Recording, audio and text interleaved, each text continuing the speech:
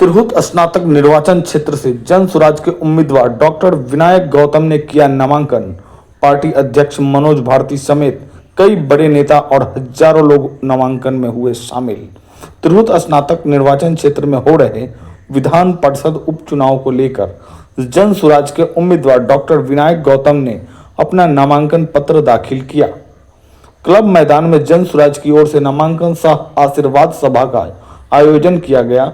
सभा में जन स्वराज के कार्यवाहक अध्यक्ष मनोज भारती, एमएलसी आफाफ अहमद, पूर्व एमएलसी राम कुमार सिंह, पूर्व एमएलसी किशोर कुमार मुन्ना, पूर्व एमएलसी राम बली चंद्रवंशी, पूर्व विधायक सुरेश चंचल, पूर्व विधायक गुलाम जिलानी, सेवानिवृत्त अधिकारी ललन यादव, अजय द्विवेदी, एनटी मंडल आदि शामिल हुए।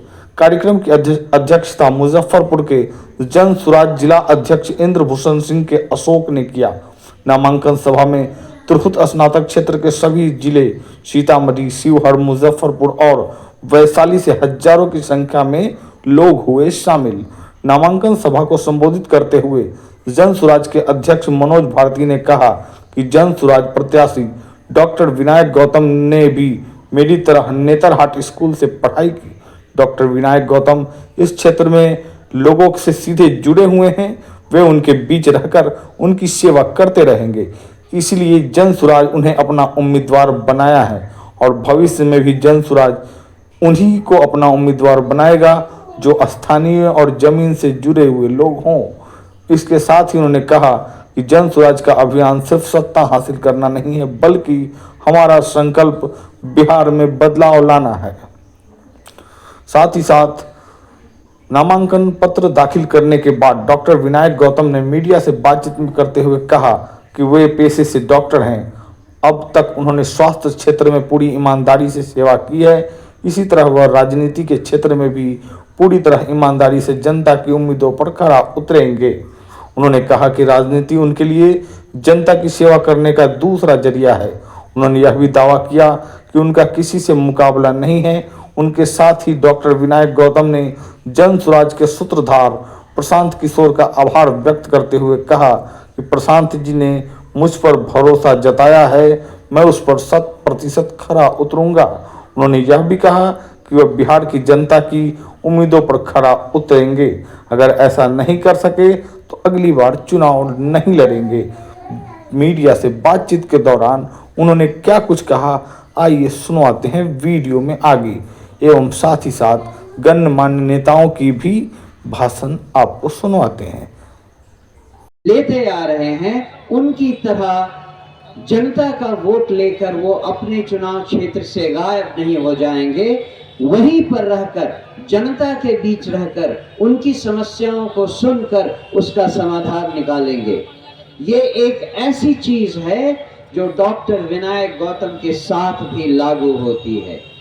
वो यहीं पे मुजफ्फरपुर और पूरे तिरहुत क्षेत्र में एक जाना माना नाम है और वो इस बात के लिए भी जाने जाते रहे हैं कि जब भी जिसे भी उनकी जरूरत पड़ी है उन्होंने खुले मन से उन सब का साथ दिया है, उन सब की सहायता की है।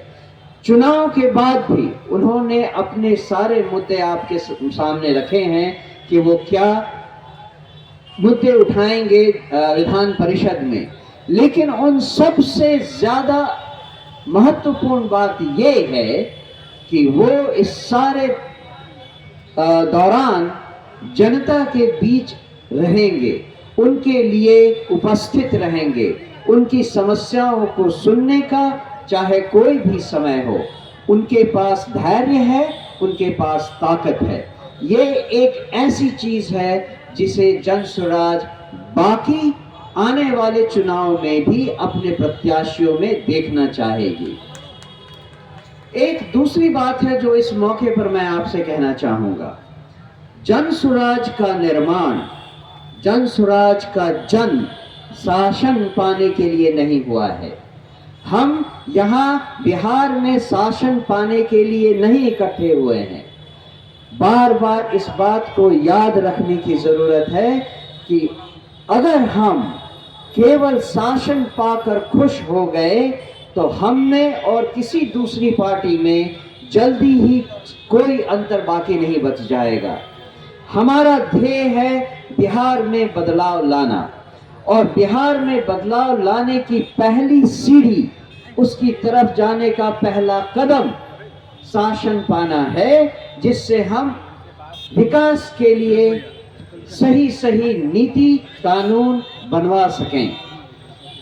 1,58,000 वोटर बने हुए हैं, तो इन्हीं सरकार और गलत प्रक्रिया से इलेक्शन नहीं होने वाला है। जो भी चुनाव होगा, जो भी जीतेंगे वो डेफिनेटली जनता के कैंडिडेट होंगे। तो जन स्वराज नाम है हमारी पार्टी का, तो जनता जनार्दन है, जनता निर्णय करेगी। जंग में कई प्रत्याशी हैं, महागठबंधन के हैं, एनडीए भी है। हम उनके बारे में नहीं सोचते। हम लंबी लाइन लकीर हम खींचना चाहते हैं। हम लकीरों को छोटा नहीं करना चाहते हैं, तो हम अपनी लंबी लकीर खींचेंगे अपने आप, बाकी सब छोटे होते हैं। स्वास्थ्य जगत में आप सेवा किए थे, अब राजनीति में सेवा कैसा रहेगा ये बताइए। ये समय बताएगा। 13 महीने मात्र का समय है। विश्वास रखा जाए कि जैसे स्वास्थ्य के क्षेत्र में मैंने अपना नाम कमाया है, या फिर जो भी हमने वहाँ मेडिकल कॉलेज में अच्छा काम किया है, डेफिनेटली उसी को निभाने के लिए आ रहा हूँ। राजनीति हमारा पेशा नहीं है। मैं एज ए प्रोफेशन डॉक्टर हूँ, तो जो भी करूँगा ईमानदारी के साथ में करूँगा, और जो एक्सपेक्टेशन है यहाँ बिहार की जनता का, उस पर 100% खड़ा उतरूँगा। प्रशांत किशोर जी ने एक बहुत बड़ा मौका दिया है। मैं निश्चित रूप से इस मौका को जाया नहीं करूँगा, और जो भी उनके एक्सपेक्टेशंस हैं और बिहार की जनता के जो भी एक्सपेक्टेशन है, उस पर 100% खड़ा उतरूँगा। अगर नहीं उतरा तो अगले बार मैं नहीं लड़ूंगा।